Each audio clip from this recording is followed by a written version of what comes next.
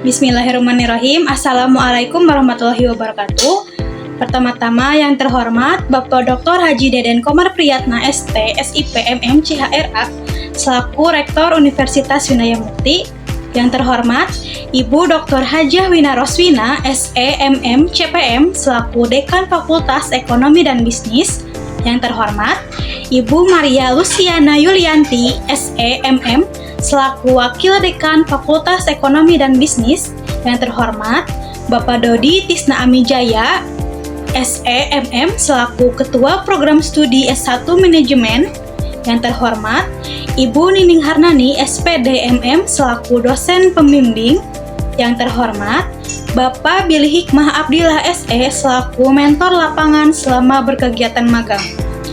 Sebelumnya, perkenalkan, nama saya Povi Siti Indriani dari Program Studi S1 Manajemen dengan NPM 41224213110444. Pada kesempatan kali ini, saya akan mempresentasikan laporan akhir magang saya di Dinas Pengendalian Penduduk, Keluarga Berencana, Pemberdayaan Perempuan dan Perlindungan Anak Kabupaten Bandung yang beralamatkan di Jalan Raya Soreang, kilometer 17, Pamekaran, Desa Soreang, Kabupaten Bandung.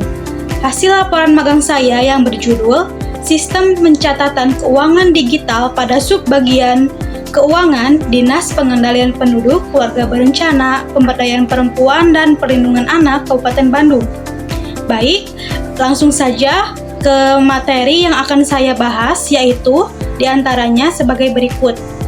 Baik, di sini ada 7 poin pembahasan yang akan saya bahas, yaitu yang pertama ada latar belakang, yang kedua profil dan sejarah instansi, yang ketiga ada aktivitas magang, yang keempat proses kerja, yang kelima pembahasan, yang keenam kesimpulan dan saran, dan yang terakhir ada refleksi diri. Poin yang pertama yaitu ada latar belakang. Sistem pencatatan keuangan digital telah menjadi pilar penting dalam modernisasi pengelolaan keuangan pada instansi pemerintah.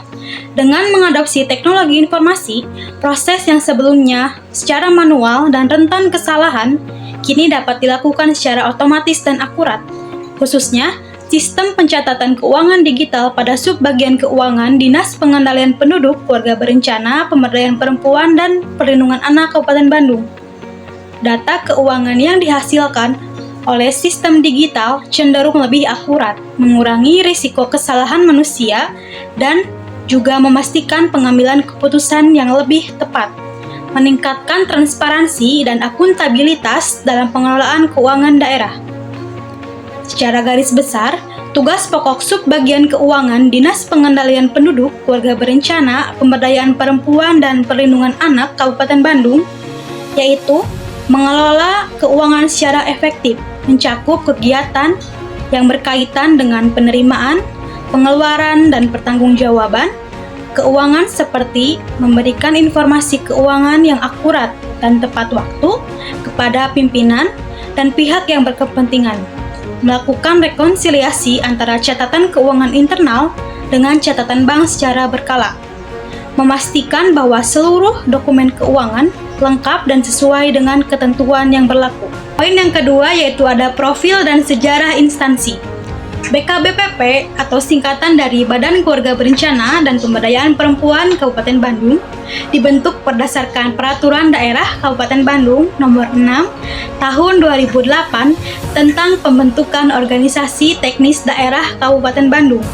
BKBPP didirikan pada tahun 2002 yang awalnya bernamakan Disduk Casip atau Dinas Kependudukan dan Catatan Sipil dari tahun 2002 hingga 2004 yang dipimpin oleh Haji Kusyana. Pada tahun 2005 hingga 2008 kemudian dirubah kembali oleh Bapak Edi Siswandi, kemudian berakhir dengan nama BKBPP, Badan Keluarga Berencana dan Pemberdayaan Perempuan. Mulai tahun 2008 hingga 2013 dipimpin oleh Dr. Gigi Grace Mediana Purnama MKes. Setelah itu, BKBPP dipimpin oleh Hajah Yanti Merlina dan pada tahun 2017 berganti nama menjadi DP2 KWP3A atau Dinas Pengendalian Penduduk, Keluarga Berencana, Pemberdayaan Perempuan dan Perlindungan Anak Kabupaten Bandung. yang dipimpin oleh Haji Hendy Aryadi Purwanto SH MSI. Lalu pada hari Kamis tanggal 1 Agustus 2019 hingga saat ini DP2 KPP3A atau Dinas Pengendalian Penduduk, Keluarga Berencana, Pemberdayaan Perempuan dan Perlindungan Anak Kabupaten Bandung dipimpin oleh Haji Muhammad Hairun SH MH. Poin yang selanjutnya yaitu ada aktivitas magang. Selama melaksanakan praktik magang di Dinas Pengendalian Penduduk, Keluarga Berencana, Pemberdayaan Perempuan dan Perlindungan Anak Kabupaten Bandung, kegiatan dilaksanakan mulai hari Senin hingga hari Jumat. Jam kerja dimulai pada pukul 8.00 WIB atau jam 8 pagi hingga 16.00 WIB atau jam 4 sore. Dengan waktu istirahat pada pukul 12.00 WIB sampai 13.00 WIB. Kegiatan magang dilaksanakan mulai tanggal 1 Oktober 2024 hingga tanggal 31 Desember 2024. Setiap hari Senin, seluruh pegawai mengikuti apel pagi pukul 7.30 WIB. Kegiatan magang dilaksanakan pada subbagian keuangan dengan melaksanakan kegiatan meliputi pembuatan buku kas umum dan buku pembantu pajak bendahara pengeluaran pembantu, menginput data pajak serta membuat laporan realisasi pajak, mempelajari daftar rekanan atau pihak ketiga yang akan ditransfer, lalu mempelajari rekening koran, menginput data tunjangan kinerja dan gaji pegawai negeri sipil pada sistem aplikasi penggajian. Yang selanjutnya ada proses kerja. Selama magang di subbagian keuangan, Dinas Pengendalian Penduduk, Keluarga Berencana, Pemberdayaan Perempuan dan Perlindungan Anak Kabupaten Bandung, penulis terlibat dalam berbagai aktivitas pengelolaan keuangan. Di antaranya, yang pertama, pengelolaan buku kas umum, yaitu membuat buku kas umum bendahara pengeluaran pembantu, termasuk melaksanakan rekonsiliasi data keuangan instansi dengan data bank, lalu menyesuaikan dengan kebijakan instansi dan menghitung ulang kesesuaian nominal. Yang kedua, ada pengelolaan buku pajak, yaitu membuat buku pajak pembantu, bendahara pengeluaran pembantu, mempelajari data transaksi pajak, membuat laporan realisasi pajak, dan menginput data pajak ke dalam buku pajak berbasis Microsoft Excel. Lalu yang ketiga yaitu ada pengelolaan data rekanan, yaitu mempelajari daftar rekanan yang akan menerima transfer dana. Yang keempat yaitu ada pengelolaan penggajian, yaitu menginput data gaji dan tunjangan kinerja pegawai negeri sipil. Lalu ada penggunaan sistem aplikasi atau sistem informasi, yaitu menggunakan aplikasi SIPD, Sistem Informasi Pemerintah Daerah, untuk menginput data transaksi belanja. Lalu yang terakhir ada mempelajari rekening koran, yaitu menganalisis secara detail setiap transaksi yang tercatat dalam laporan bank mengenai semua aktivitas keuangan yang terjadi dalam periode tertentu, biasanya terjadi dalam 1 bulan. Selanjutnya yaitu ada pembahasan.